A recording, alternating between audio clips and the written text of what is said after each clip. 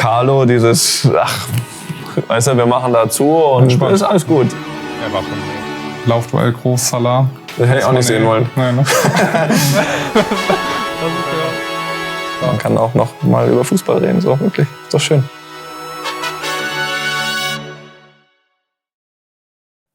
Weißt du überhaupt, was wir hier machen? Nee, aber ich gehe davon aus, du erklärst es mir. Irgendwas willst du mit Fußball zu tun haben? Im entferntesten Sinne, ja. Dann erzähl.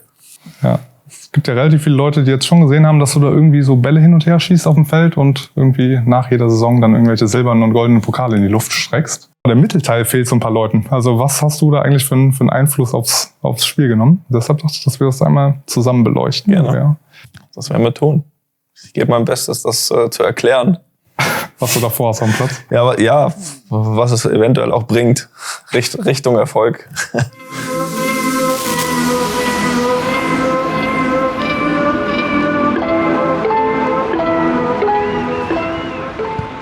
Relativ anspruchsvoll, würde ich mal sagen. Ja, das stimmt. Da gab es auf jeden Fall schon einfachere. Ja, gut, ich hab's ja mal gesagt, links sollte man mich nicht schießen lassen. Von außen. Nein, Spaß beiseite. Also man sieht ja vor allem in der Kameraperspektive von hinten, dass ich den recht gut treffe. Und vor allem, was mir auch hilft, dass da in dem Fall natürlich der Gegenspieler sich ein bisschen wegdubt. Große Angst hat, glaube ich, den Ball abzubekommen.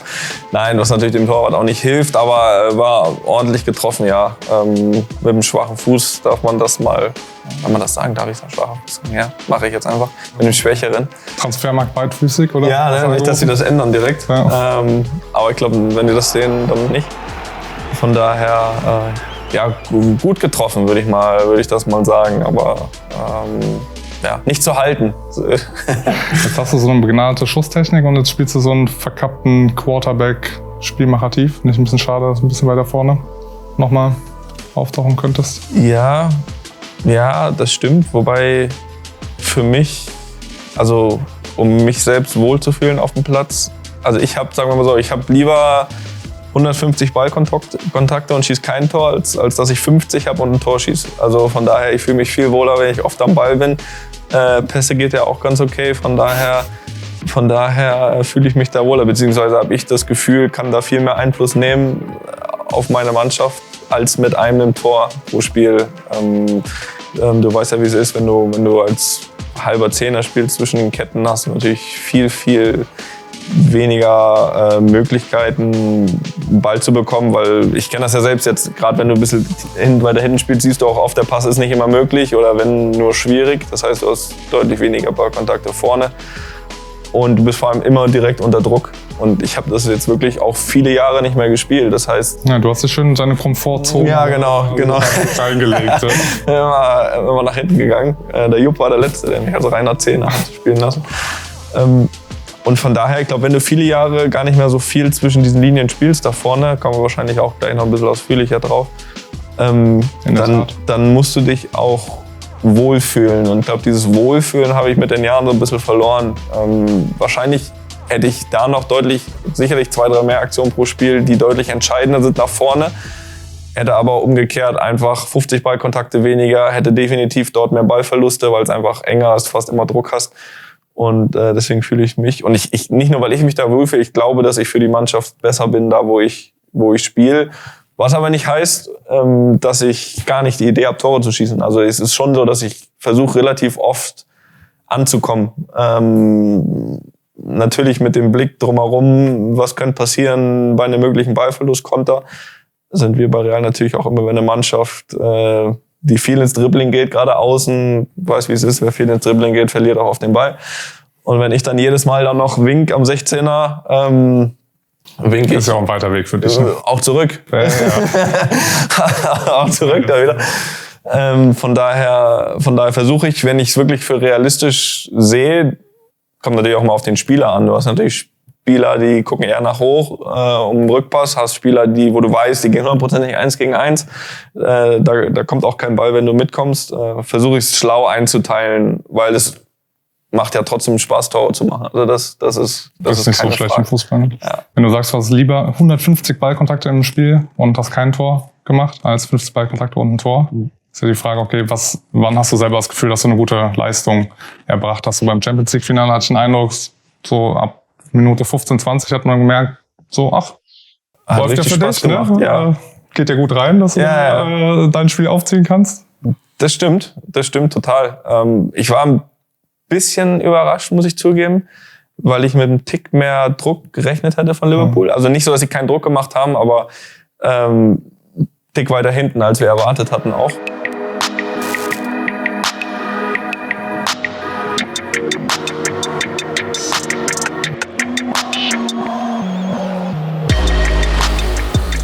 Weil du sagst, okay, du hättest Liverpool vielleicht sogar erwartet, dass sie noch höher pressen, dass sie vielleicht noch mehr durchgehen. Es ist jetzt eine Szene, Alaba hat den Ball und du, wie du es vorhin schon gesagt hast, ziehst dich eigentlich so ein bisschen in deine, oder ich habe gesagt Komfortzone, aber du ziehst dich eigentlich in den Raum zurück, in dem du dich sehr wohl fühlst. Ja, ist korrekt. Und streng genommen ist das eigentlich der Raum, wo normalerweise ein Linksverteidiger ist. Mhm. Das ist korrekt. Machst du es bewusst oder ist es... Ja, klar, ist natürlich auch, ich meine, wenn man eine Stärke nennen kann, ist es, glaube ich, das zu versuchen, das Spiel von hinten nach vorne, im Idealfall flach, manchmal mit Seitenwechsel zu tragen. Und in dem Fall siehst du es ja, wenn du ein kleines Stück zurückgehst, da wo David den Ball bekommt, haben wir ja jetzt, wenn du jetzt auf Stopp gehst, jetzt eine Situation, wo es, wo eigentlich, das war vorher besprochen, dass wir unseren Außenstürmer Vinicius natürlich vorne an die Linie. Und dann gibt es immer die zwei Möglichkeiten. Ich bleibe auf meiner Achterposition, Linksverteidiger, in dem Fall Mendy bleibt links. Aber dann ist es meist relativ statisch und oft ist das Ergebnis, Mendy bekommt den Ball, alle sind zugestellt, Ball geht wieder zurück. Ja. In dem Fall ist natürlich das Ziel, und das ist immer das Ziel, aber in dem Fall war es speziell das Ziel, weil wir Liverpool uns auch angeschaut haben. Habt ihr? Ja. Haben wir ein bisschen, ja. Das ist gut, ne? Für ein Finale nicht schlecht. Einfach die Spieler ins Zweifeln zu bringen. Und die bringst sie ins Zweifel mit Positionsveränderung. Und in dem Fall, wenn ich die Szene sehe, natürlich Salah in Zweifel zu bringen. Du siehst das auch an meiner Armbewegung, wo ich eigentlich einen Salah hinschicke, weil wenn der natürlich in dem Fall an der Linie bleibt, dann hat David nur eine Möglichkeit, mich anzuspielen. Ja. Weil Salah, und in dem Fall versuche ich, den Salah halt in Zweifeln zu bringen, David noch eine weitere Option zu geben. Das heißt, er hat die Option, jetzt mich anzuspielen. Wie man sieht, Salah ist nicht direkt drauf. Und Mendy, den ich eigentlich in die Mitte schicke, dass er David den flach durchspielen kann. Und im Normalfall bleibt der Salah dann natürlich in der Mitte, weil er den gefährlicheren Pass, der in dem Fall zu Mendy wird, zumacht. Und ich werde frei. So, das sind so diese Zweifel, die du einfach kreieren musst bei den gegnerischen Mitspielern. Und wenn du einfach nur auf deiner Position bleibst, dann ist das Pressing gerade von Liverpool, ist es echt schwer auszuspielen. Aber in dem Fall geht es einfach, ist eine einfache Positionsveränderung. Ja, ich ziehe mich raus, Linksverteidiger zieht einen Tick nach vorne, kommt dann nach innen. Das heißt, der Gegner muss nachdenken, hat Zweifel. Man sieht es jetzt bei dem Standbild recht gut, Salah ist eigentlich zwischen zwei Spielern und zweifelt. Und das ist schon, das ist der Moment. Das ist der Tod des Pressings, ne, wenn der Spieler anfängt. Genau, wenn er anfängt nachzudenken. Und für uns ist es beide gut, weil ich weiß jetzt schon, oder ich bin mir ziemlich sicher, zu 99%, ich bekomme jetzt den Ball und weiß gleichzeitig auch, und ich habe auch Zeit, den anzunehmen und nach vorne zu schauen. Und weiß, der ist nicht direkt da mit Druck. Und da geht eigentlich fast jede, in meinen Augen zumindest, eine gefährliche Aktion für ganz vorne los. Okay. Gucken wir uns einmal noch weiter an. Ich weiß jetzt gar nicht, wie es weitergeht übrigens. Vielleicht wird es auch blöd. Aber das ist eigentlich, es fällt hinten raus euer erstes Tor. Also was meiner Einschätzung nach auch weiter. Ja, ich habe es auch noch nicht verstanden. Ich finde es ganz interessant. Du kriegst jetzt hier den Ball. Das ist so ein bisschen das. Salah hat jetzt zumindest, zwar nicht Mendy, aber zumindest dich ja trotzdem irgendwie da. Ja. Das heißt, für ihn ist es einfach. Aber jetzt bei Mané finde ich es eigentlich ganz interessant, weil Alaba geht jetzt in den Sechserraum. Also ich sag mal, Tim Walter gefällt das auf jeden Fall, ne? Der Doppelpass mit dem 6, weil du steckst ihn jetzt durch. Und wenn man dann sieht, was passiert, siehst du, dass Henderson, Thiago beide nicht wissen, was sollen sie eigentlich machen. Ja. Und das ist das, glaube ich, was du meinst, dass sie einmal gar nicht wissen, obwohl es ja der Raum ist von Henderson, den er, glaube ich, anlaufen müsste, ne? Ja. Aber dass sie einmal diese Viertelsekunde verlieren. Ja, klar. Durch die Situation davor, ne? Das heißt, Salah ist dann doch auf mich. Das heißt, Henderson sagt, okay, dann muss ich den Offensiveren, in dem Fall Mendy, den Weg zumachen. Und so wird dann wieder ein anderer frei. Und du siehst es jetzt auch, Wenn du die Szene jetzt so anschaust, ist es bei Thiago genauso. Ne? Gehe ich jetzt drauf, weiß aber hier in meinem Rücken ist Valverde. Also dieses Zweifeln, ne? Was natürlich, so wie du sagst, wenn du ein richtiges Pressing-Spiel willst, dann darfst du nicht zweifeln. Dann musst du drauf im Wissen, mein Mitspieler kommt hinterher. Und wenn du dann aber das Gefühl hast, okay, ich bin jetzt zwischen zwei, entscheide ich mich falsch, richtig, weil das kann ja auch so, ist ja auch oft so gegen richtig gute Mannschaften, wenn du wirklich einmal zu spät kommst, dann ist das ganze Pressing ausgespielt gegen richtig gute Mannschaften. Ne? Und das kann eben passieren. Und Liverpool ist, glaube ich, eine der besten Pressing-Mannschaften, die es gibt. Aber wir haben es, glaube ich, geschafft, sie zumindest im Spielaufbau. Wir haben nicht immer das Idealste draus gemacht vorne, sind dann nicht immer richtig gefährlich geworden. Aber ich glaube, dass wir sie in dem Bereich, unsere eigene Hälfte, was das Pressing betrifft, auf jeden Fall ins Zweifeln gebracht haben. Ja, ich fasse mal ganz kurz zusammen. Also du bist aufgestellt nominell auf der 8, spielst jetzt hier Linksverteidiger. Ja, fast jetzt schon Innenverteidiger. Ja, David ist eigentlich Innenverteidiger, spielt jetzt gerade Sechser. Mendy als Linksverteidiger ist auf der 10, weil Werder als Rechtsaußen nominell aufgestellt ist auf der 10. Cavachal eigentlich als Rechtsverteidiger geht jetzt Richtung Außen und das Spielsystem jetzt gerade ist ein 2-7-1. Das ist jetzt nicht alles. Ja, das gut zusammengefasst. Das findet Carlo okay. Und wenn ihr das wenn vorne ein Tor fällt, ne? Aber wenn ihr das da entscheidet, okay, wir spielen jetzt hier den Doppelpass. Ja, natürlich, 100%. Diese Freiheit lässt er absolut. In dem Fall ist es wirklich eher, dass er natürlich analysiert, wie verhält sich Liverpools Pressing, wo sind unsere Lücken, und ab dann ist er wirklich so, und ab dann entscheidet ihr, ab dann ist kreativ, ab dann ist situativ, und ab dann habt ihr vor allem alles schon 100.000 Mal gemacht. Also da ist dann schon irgendwann so 1, 2, 3, Hala, Madrid, Toni. Ja, ist auch so, ist ja auch das Korrekte, und er kennt uns ja. Also ist ja nicht so, dass er das irgendjemandem einfach so in die Hand gibt und sagt, mach mal. Er weiß ja, dass wir grundsätzlich die Situation richtig lösen. Und es genauso viele Fehler vorkommen können, wenn er es jetzt Pass für Pass vorgibt. Natürlich sind gewisse Hilfen, nenne ich das eher. Es sind weniger Vorgaben, es sind für uns Hilfen zu sehen, was macht der Gegner und wie können wir dagegen. Aber du weißt, wie es ist, du kannst nicht alles vorgeben. Dann wäre wahrscheinlich vielleicht auch der richtige Pass nicht gewesen von mir zum David jetzt. Aber es ist eine Reaktion darauf, dass Mané ihn ins Mittelfeld gehen lässt, ohne ihn zu decken. Und wahrscheinlich spielt auch nicht jeder dann David an, weil das kann auch gefährlich werden für den Innenverteidiger. Ja, also vielleicht spielen 80% zum Torwart in dem Fall. Auf jeden Fall, weil wenn du den verlierst, also dich im 1 gegen 1 gegen... Ich oder David. Ich oder David. Laufduell groß, Salah. Das hätte ich auch nicht sehen wollen. Nein, ne?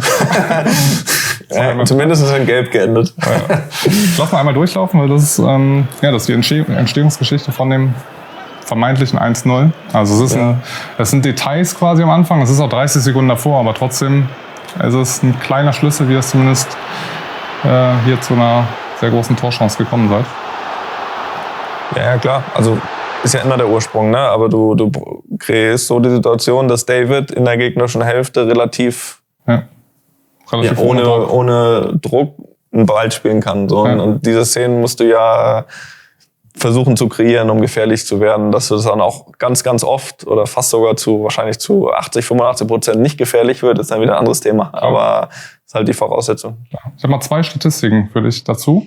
Bin gespannt, ob du es zu nerdig findest. Die erste ist relativ banal. Das ist einfach nur, wie viele Ballkontakte hast du eigentlich auf einer anderen Position, auf der du quasi nicht aufgestellt wurdest? Ich habe jetzt mal gesagt, was würdest du eigentlich sagen, jetzt gerade nominell 8er, 6er? Also Spielsystem 8er, aber... Schon 8er. Im Finale, ehrlich gesagt, war schon die Idee, eher 2 6er und Luka ein bisschen davor, gegen City auch. Aber grundsätzlich im System eher 8er, ja. Okay, also ich habe mal gesagt, okay... Aber selbst 6 wäre ja wurscht. Genau, 8er, dass ein Linksverteidiger ist. Genau, 8er, 6er habe ich mal zusammengepackt, gesagt, dass es auf der Position ist okay, aber wenn du zwischen die Innenverteidiger kommst, Linksverteidiger links auf Flügel gehst, dann geht 8er nicht mehr durch. Man sieht, du hast mehr Ballkontakte auf einer anderen Position, als auf der du nominell aufgestellt wurdest. Also schon extrem die Flexibilität. Und bei mir ist es halt einfach so, dass natürlich die 8er-Position, wenn du eine reine 8er spielst, eine von denen ist mit dem meisten Druck, wenn du rein da spielst, weil du hast immer jemand um dich. Ne? Das heißt, du spielst nicht an der Linie, von wo schon mal kein Gegner kommen kann. Das heißt, wo du meist einen Gegenspieler hast als Außenspieler. Aber als Achter, wenn du dann dich nicht so sehr vororientierst, dass du wirklich jedes Mal einen kompletten Rundumblick hast, kann es immer sein, wenn du zwischen den Linien gespielt wirst, dass dein gegnerischer Sechser, dass mal der Innenverteidiger von hinten rauskommt. Du hast immer in der Nähe mindestens 2, 3 Gegenspieler. Nicht in unmittelbarer, aber immer so in der Nähe. Das heißt, der erste Kontakt muss eigentlich fast immer passen auf dem Niveau, dass du eine positive Aktion hast. Im Gegenzug dazu halt die Position, wo ich mich dann halt hinfallen lasse. Dort ist es halt oft so, dass selten der gegnerische Achter so weit rauspresst, dass er bei Annahme schon bei mir ist und verschafft mir ein bisschen mehr Platz. Ich bin schon mal froh, dass du das Wort Druck auf jeden Fall in den Mund genommen hast. Wolltest du darauf hinaus? Ich bin froh, dass du Druck verspürst, sagen wir mal so. Oder du kokettierst ja schon sehr damit, dass du nie nervös bist und auch nicht vor dem Finale etc. Gut, deshalb hätte ich auch gedacht, dass du das Wort Druck eigentlich jetzt nicht so als Wort wahrnimmst. Ein Gegnerdruck. Genau, aber du scheust ihn ja auch nicht. In City, ihr liegt 3-1 hinten. Das Spiel ist nicht optimal gelaufen, wie für die meisten Mannschaften, die zur City fahren. Oder wie bei meisten unseren Hinspielen. Genau. Und City presst euch jetzt relativ hoch. Kennst du die Situation, wenn du sie so siehst? Wenn ich sehe jetzt, das wird das 3-2. Exakt. Das ist das Interessante. Finde ich zumindest. Weil wenn du dich hier nicht zeigst und du zeigst dich jetzt hier, wenn du sagst so Rundumblick, es sind 4 Spieler um dich herum, eigener 16er, Rücken zum Tor, eklige Situation. Und der Winkel für den Pass danach ist jetzt auch nicht ganz easy. Credit dafür kriegst du jetzt nicht normalerweise, oder? Nee, maximal beim eigenen Trainer, wenn du sich die Szene nochmal anschauen. Von außen sicherlich. Fairerweise ist es schon 98% Vinicius da hinten raus. Ne? Ich habe nichts anderes behauptet. Aber ist das ich sage auch nicht, dass ich das doch auch gemacht hätte, wenn ich da außen den Ball direkt nach hinten abgekappt. Ja, nicht. Aber so wie du sagst, das sind dann 100 Aktionen, 90 Mal passiert und nichts. Aber ab und zu ist es dann doch das Detail, oder? Was dann ich geh mal zurück. Ich kann dir das sehr gut erklären, weil ich die Szene natürlich gut... Also erstmal habe ich natürlich die allgemeine Spielsituation natürlich im Kopf. Also ich glaube, wir kriegen gerade das 3-1 eine Minute vorher. Das war ja direkt, glaube ich, eine Minute vor das 3-1. Und was du oft hast mit der Mannschaft mit Euphorie, das siehst du jetzt bei City, 3-1 gemacht. Und wir waren an dem Tag auch wirklich so, dass sie auch hätten 10 machen können. Das haben wir gespürt, das haben die gespürt. So, und natürlich wollten sie dann direkt, und komm, jetzt mal das 4. und 5. City ist aber auch eine Mannschaft, gegen die du spielen kannst. In dem Fall weiß ich auch, okay, City, jetzt haben das Tor gemacht, drücken. Du siehst ja, alle pressen vorne. Das heißt, ich weiß jetzt, wo er den Ball hat, für meinen Kopf, einfach nur, was in meinem Kopf vorgeht, in dieser Situation. Ich weiß, ich muss ihn mit dem ersten Kontakt spielen. Wenn ich den Ball annehme, dann verliere ich ihn, 100%. Das Größte, wenn ich irgendwie einen Foul raushole, aber da kann ich ja nichts machen, weil auch gerade 1-3, es gibt auch nicht so viele jetzt gerade um mich herum, die jetzt unbedingt auch da den haben wollen. So, das heißt, ich weiß, ich muss ihn gedreckt spielen und darauf stelle ich mich natürlich jetzt schon ein, wo der Nacho den Ball hat, dass ich den nächsten Ball direkt spielen muss. Und da kommt halt eben nicht viel in Frage als der Raum da rechts raus. Ich habe ja nicht mal die Option, ihn lang zu hauen, so wie ich ihn jetzt bekomme. Also die Option ist direkt oder Ball verlieren. So, und im Idealfall bei direkt habe ich halt auch irgendeine Option, die da in dunkelblau spielt. Und du sagst es ja richtig, in 99% aller Fälle fällt daraus kein Tor. Und ist das einfach ein Pass über 6 Meter, den keinen interessiert. Ja. Und bei dem 1%, wo ein Tor fällt ein Tor, aber interessiert trotzdem keinen. Aber es ist zumindest mal das Maximum aus der Situation, glaube ich, rausgeholt. Kein Ballverlust. Und vor allem natürlich auch ein paar in dem Sinne ein bisschen das Pressing überspielt oder zumindest im Ferland-Mendy in dem Fall mal 1-2 Sekunden gegeben, die bis dahin keiner hatte. In dem Exakt. Das ist eine Statistik, da geht es nur darum, wie häufig hast du dann Druck aufgelöst. Also der nächste Mitspieler hat dann weniger Druck als du. Also wenn du den nächsten, ich sag mal, auch wieder unter Druck anspielst, dann wird das jetzt hier rausfallen, weil du hast die Situation ja nicht verbessert. Und da sind immer 57 Spieler in der Liste. Wir sehen natürlich nur die Top 3. Sind ja schon noch ein paar andere ganz gute Spieler unterwegs in der Champions League im Mittelfeld. Auf 3. Mit der Position vorhin, was wir besprochen haben, dieses Zurückfallen ist natürlich, um mir selbst Druck zu nehmen. Auf der anderen Seite weiß ich auch, dass natürlich auch viele Gegner auch darauf ausgerichtet sind. Gegnerische Trainer richten ihre Mannschaften darauf aus, auf welche Spieler sie Druck machen sollen, die jetzt nicht zu viel Zeit zum Überlegen haben. Und da bin ich dann auch hier und da dabei. Meinst du nicht das Pressing-Opfer, oder? Vom gegnerischen Trainer auserkoren? Ich durfte bisher selten bis zum Strafraum einfach mal so, weißt du, wie so manche Innenverteidiger, die da ein bisschen zum Strafraum laufen. Ne? Nein, und in dem Fall, aber es ist ja auch immer eine große Chance. Das heißt, du weißt das selbst, wenn du selbst als Mannschaft presst, wie scheiße es ist, wenn du Druck machst und der den Ball hat, das mit einem Pass an dir vorbei auflöst, weil du weißt, genau, jetzt geht's wieder 50 Meter zurück, so, und das natürlich dann auch immer die Chance, selbst im Ballbesitz, aber dafür ist natürlich, ja, ein Wort, das was über allem steht, das ist die Orientierung vorher. Das heißt, wenn du Druck magst, dann magst du ihn aber nur, weil du eine Lösung hast. So, und die Lösung hast du halt natürlich nur, wenn du dich vorher orientiert hast, wenn du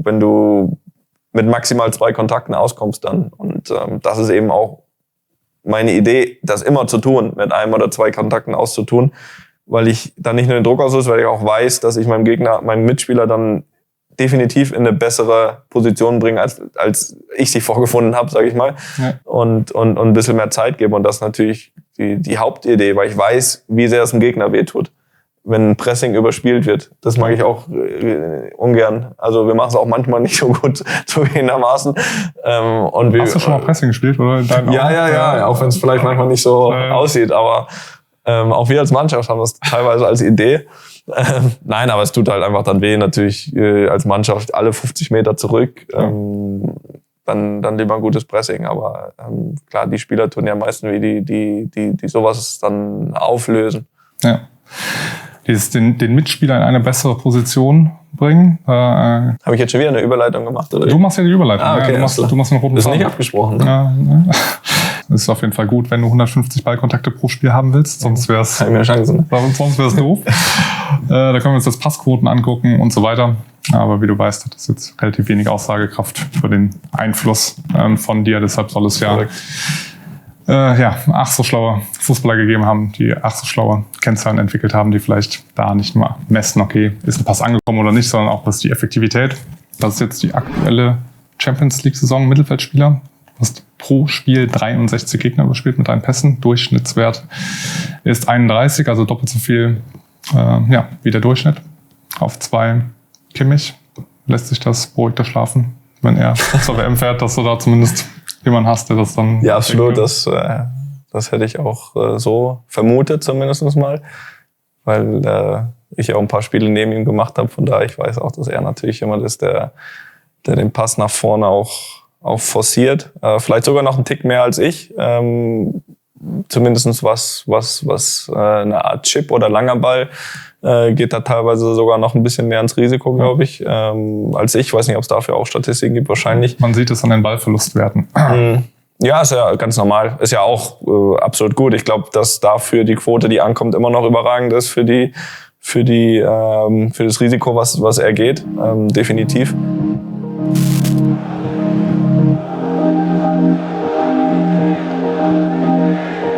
Willst du einmal selber kommentieren, live? Ja, natürlich. Fangen wir nochmal von vorne an mit der Szene. Ich dachte, du wolltest hier Live-Kommentator werden. Da muss man Ja. Habe ich auch eine Zeit über. Also ich bekomme den Ball von der anderen Seite, bin eigentlich wieder in meiner Lieblingsposition. Ich glaube, wir machen es ein bisschen langsamer, ne? Ja, das geht so schnell, ne? Okay. Vielleicht machst du... Ja, genau. Also hier, ja... Das ist ja noch zentrales Mittelfeld, könnte man sagen, ne? Sechser. Ja, doch, da kann man von Sechser sprechen. Das ist noch positionstreu für deine Verhältnisse. Das ist okay. Ich hoffe, dass das auch in die Statistik eingeht, dass ich da auf Position 6 war. Jedenfalls bekomme ich den Ball, hab keinen Druck. Logischerweise versuche ich dann zu schauen, was vorne möglich ist. In dem Fall, jetzt kann ich es kurz weiterlaufen lassen, kommt Karim, den ich aber in dem Fall, ehrlich gesagt, also ich weiß bei diesem Pass, dass er mit diesem Pass nichts Weltbewegendes anfangen kann. Was ich aber weiß, ist, dass sein Innenverteidiger mitkommt, weil Karim einfach auch in dem Raum, wenn du ihn freilässt, zu gut ist, fußballerisch, sich dreht, was Gefährliches macht. Das heißt, ich weiß, dass in dem Fall, glaube ich, Thiago Silva, kann es sein, Druck macht, was ja nichts anderes heißt, dass dann dahinter Platz entsteht. In dem Fall noch gar nicht klar, wie wir den nutzen werden, aber Karim macht das, was ich auch erwartet habe, lässt ihn eigentlich klatschen wieder auf mich.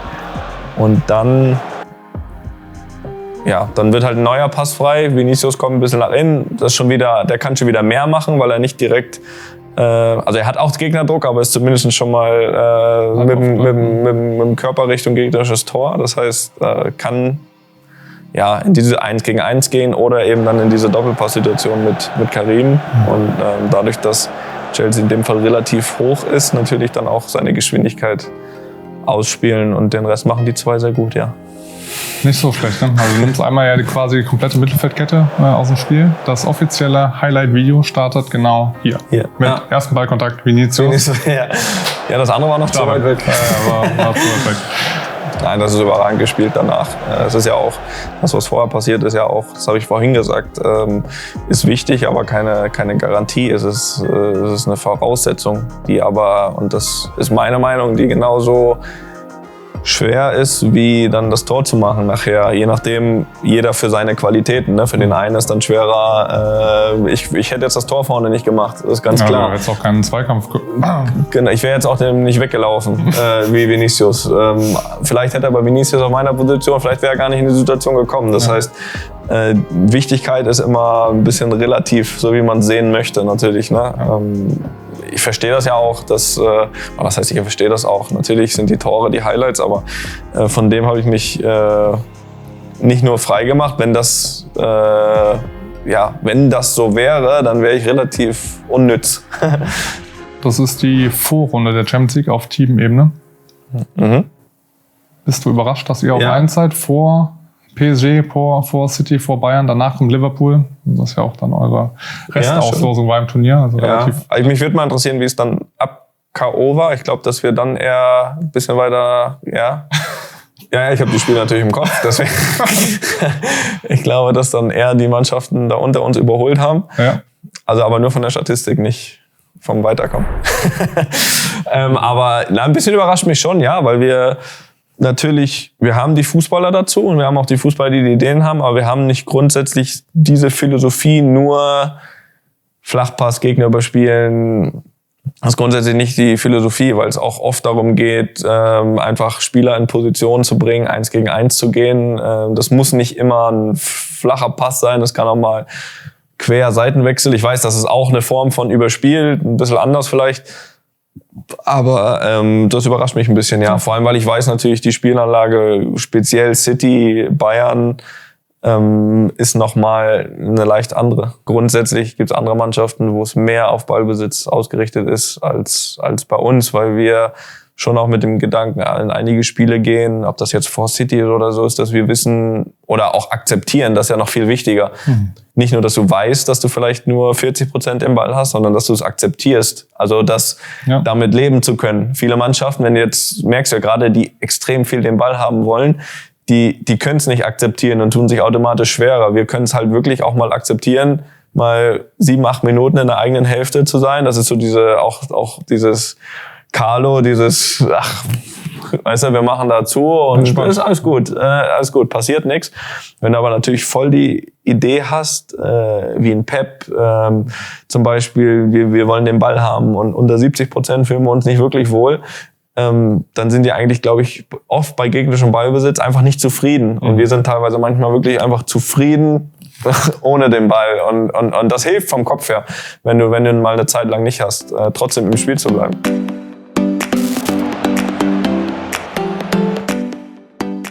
Meines Erachtens hättest du eigentlich direkt 2 Möglichkeiten, tief zu spielen. Ich weiß nicht genau, aber geht. Ist ein bisschen schwer mal zu sehen vom Kamerawinkel. Aber ich glaube, du könntest ihn direkt nach vorne vertikal durchspielen oder sogar auf Benzema. Also zumindest, ich weiß jetzt nicht, wir sind Vinicius und Mendy. Ich weiß jetzt nicht gerade wer. Ich glaube, Mendy ist außen, Vinicius ist innen. Ja, ich glaube, der auf Mendy könnte durchgehen. Benzema stand jetzt noch nicht, aber vielleicht kommt das gleich noch. Ja. Weißt du, was du machen wirst? Ich spiele auf jeden Fall den ersten auf Valverde, dann bekomme ich ihn zurück. Und danach weiß ich nicht mehr so ganz genau. Sehr gut.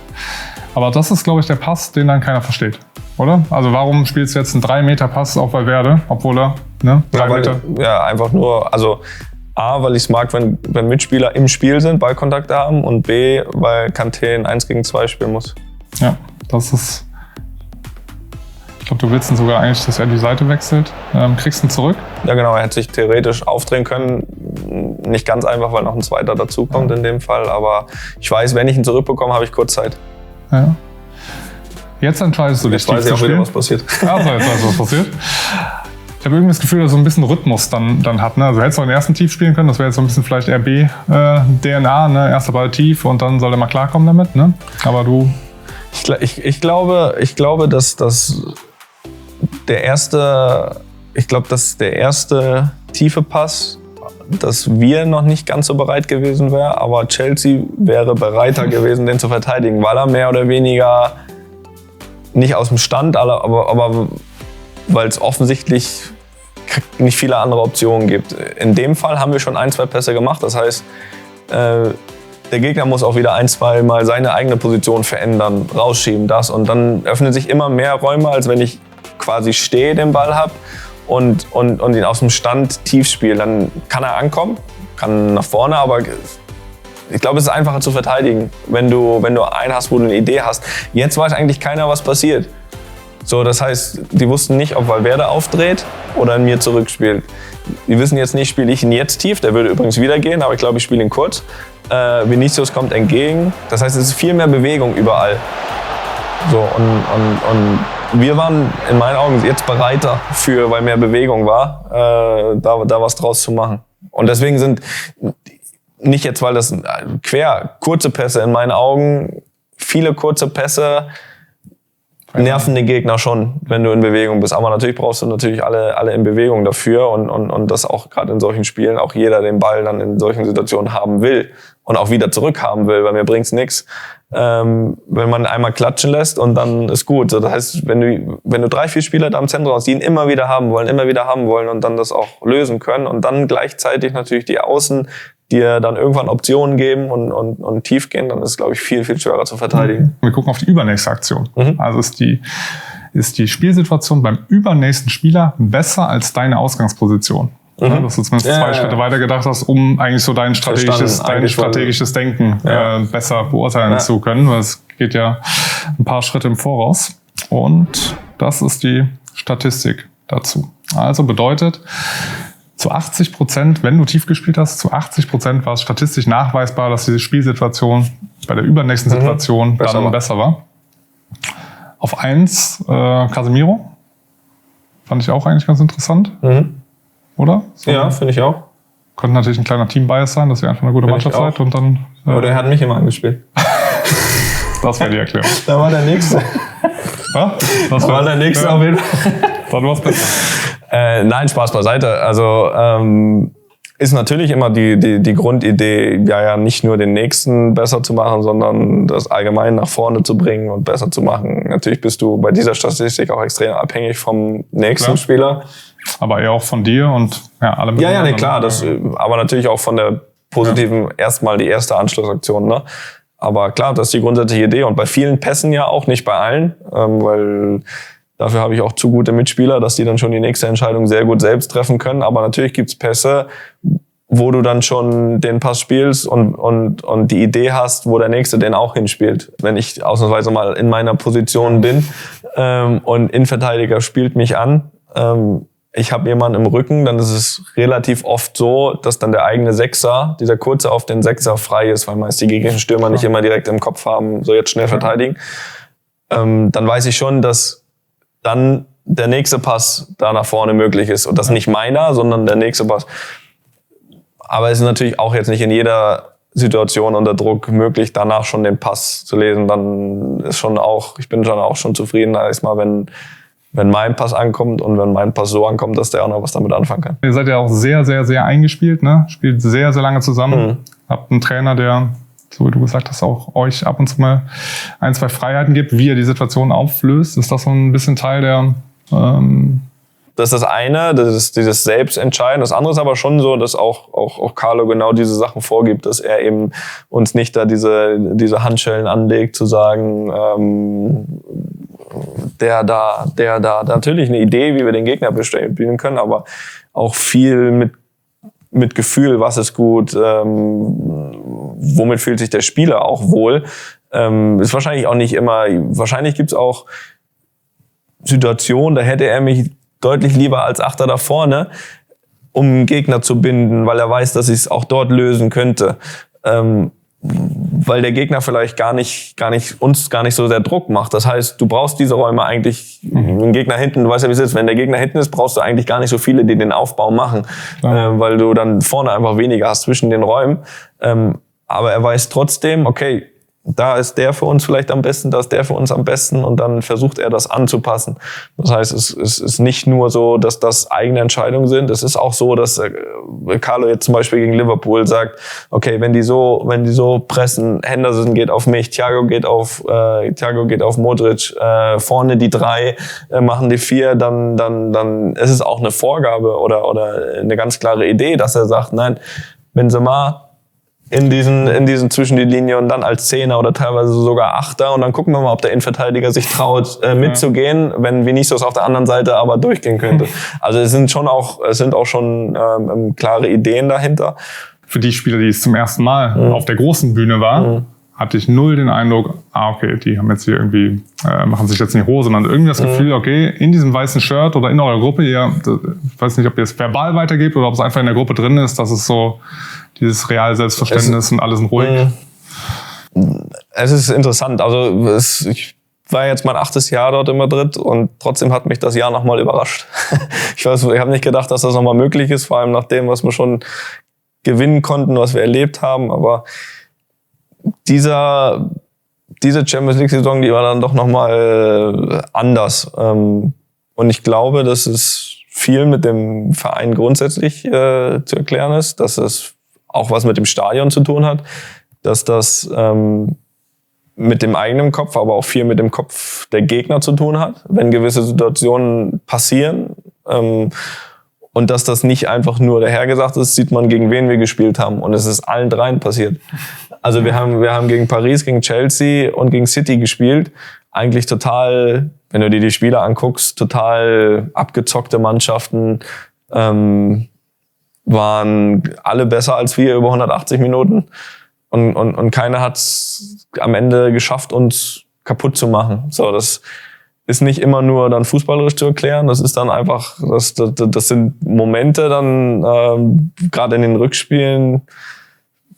City, das ist 90. Minute, das ist ein 1-0. Ich wollte ehrlich gesagt ins Bett gehen. Ich war kurz davor, ja, es war spät. Und Felix dann auch, Felix war auf dem Weg. Ja. Ja. Aber das ist auch genau irgendwie, ich weiß nicht warum, ich kann es nicht erklären, aber bei anderen Mannschaften, glaube ich, wäre ich auch ins Bett gegangen. Wir waren ja mausetot. Es ist ja nicht so, dass man sagen kann, boah, die sind nah dran am Tor. Ja. Also mausetot. Ne? Von daher ist es auch teilweise manchmal für mich ein bisschen schwer zu erklären. Es ist einmal dieser Wille, dieses dran Glauben, diese eine Aktion verändert deinen Kopf, verändert den Kopf des Gegners. Es ist das Stadion, was dazu kommt, was dann einfach ein wirklicher Kessel ist, wenn die dahinter sind. Und da ist alles dazugekommen. Und dann bin ich auch relativ weit weg von irgendeinem Zufall. Weil für einen Zufall passiert es zu oft, dass das so ist. Und ich glaube, dass, weil du gerade einige junge Spieler ansprichst, man muss auch ganz klar sagen, dass wir ohne diese jungen Spieler nicht ins Finale gekommen wären. Also das kann man ganz klar so sagen. Auch wenn jetzt dann von mir aus im Finale war es dann wieder ein anderes Spiel. Da musste dann in dem Sinne mal nichts umgedreht werden, sodass wir das irgendwie gefühlt so ein bisschen auf unsere alte Art gewonnen haben. Gab in meinen Augen schon einen Unterschied zu den K.O.-Spielen davor, wo es uns auch extrem gut getan hat, in gewissen Situationen Jungs zu bringen, die entweder das schon verstanden haben, was Real Madrid bedeutet, oder sich einfach gar keinen Kopf drum machen und sagen, also pass auf. Kamavinga kam rein, fand ich, und allein die Körpersprache hat mir ausgestrahlt, so alles klar. Erstmal Herdeball und auch dieses ist mir auf der anderen Seite, weiß nicht, Rodri, De Bruyne, ist egal, ich fress die auf. So dieses Dings, und das ist schon gut und beeindruckend mit 19, weil Werder auch wieder marschiert und dazu das vermischt dann mit dem, was wir einbringen können, was wir, glaube ich, über die Jahre gemacht haben. Das hat, glaube ich, so eine Gruppe gebildet, die einfach dran geglaubt hat im Verbund. Und trotzdem hätten wir locker in jeder Runde ausscheiden können. Aber wir sind es nicht. 5 hast du gewonnen und ich habe dich selten so glücklich gesehen. Bei der Hochzeit würde ich jetzt Jesse zuliebe. Würde ich sagen, einmal schon, meinst du? Einmal schon bei der Hochzeitsrede, so, da warst du vielleicht nochmal. Aber sonst fand ich was so. Wenn nicht, hätte ich es jetzt auch bestätigt, oder? Ich hätte es gesagt. Es wäre vielleicht sogar noch besser gekommen, wenn ich es gesagt hätte. Nein, das war noch. Dann cutten wir es raus und machen es doch. Aber von warst du nochmal irgendwann glücklicher als nach dem 5. Titel? Ja, natürlich. Bei meiner Hochzeit. Und bei den 3 Geburten, das darf man nicht vergessen. Warst du überall da? Ja. War ich immer da, ja. Anders glücklich. Anders glücklich ist natürlich ein anderes, ist ein viel elementareres Glücklichsein, weil das über den Fußball hinausgeht und auch noch lange danach. Aber es stimmt, also ich kann es Jesse fragen, ich bin da seit 4 Jahren rumgelaufen und habe gesagt, ich will noch einmal die Champions League gewinnen. Irgendwann, weil ich auch Jahr für Jahr das Gefühl hatte, es wird schwieriger. Ronaldo weg, hier und da mal ein Trainerwechsel, alle werden auch ein Jahr älter. Wir haben jetzt auch nicht so viel auf dem Transfermarkt gemacht. Wir haben Hazard geholt. Das hat sich bisher natürlich noch nicht so, sage ich mal, bisher noch nicht so ausgezahlt, wie es sich alle, inklusive er, gewünscht hätten. So und das heißt, die Wahrscheinlichkeit, die Champions League zu gewinnen, wurde nicht größer als die Jahre davor. Aber ich habe immer gesagt, den 5., den hätte ich schon noch sehr gerne und habe da wirklich auch, glaube ich, viel untergeordnet. Und wenn ich es vor einer Saison gesagt hätte, dass es nichts wird, dann war es vor dieser. weil wir wieder nicht viel gemacht haben. Es war letztes Jahr im Sommer war ja schon ein großes Thema. Mbappé, kommt er nicht. Natürlich hätten wir gedacht, okay, wäre keine Verschlechterung der Mannschaft, würde die Chancen in Champions League erhöhen, haben nicht viel gemacht. Im Nachhinein, was heißt nicht viel gemacht?